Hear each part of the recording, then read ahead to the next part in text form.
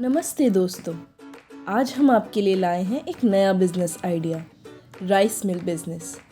ये business agriculture से जुड़ा हुआ होने के कारण भारत में बेहद ही प्रचलित है और विश्व में चावल का उत्पादन करने वाला सबसे बड़ा देश भी भारत ही है और इससे भारत की 65% जनता को खाना भी प्राप्त होता है।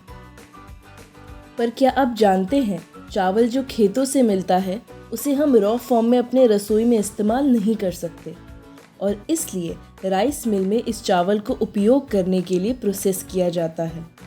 तो आइए जानते हैं इस बिज़नेस का मार्केट पोटेंशियल क्या है।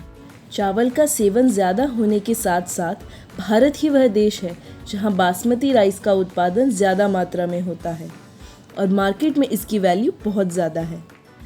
राइस मिल से चावल के अलावा इसका चोकर और भूसा भी किसानों को बेचा जा सकता है, इसलिए राइस मिल का बिजनेस करने से अच्छी कमाई हो सकती है। भारत में चावल का डोमेस्टिक एनुअल कंजम्पशन लगभग 100 मिलियन टन है। भारत पूरे विश्व में चावल के उत्पादन में दूसरे स्थान पर है। तो ये थी मार्केट पोटेंशियल की बात। आइए अब जानते हैं इस बिज़नेस को करने के लिए आपको कौन कौन से लाइसेंसेस और परमिट्स की ज़रूरत होगी।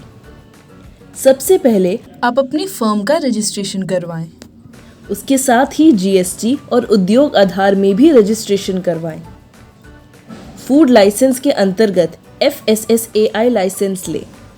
पोल्यूशन कंट्रोल बोर्ड से लाइसेंस लें। यदि आप देश के अलावा बाहर के देशों में भी बिजनेस करना चाहते हैं तो इंपोर्ट एक्सपोर्ट कोड भी लें। साथ ही यदि ज़रूरत पड़े तो ESI और EPF रजिस्ट्रेशन भी करवाना पड़ सकता है। आइए अब जानते हैं कि इस प्लांट को लगाने के लिए कैसे लोकेशन की आवश्यकता है।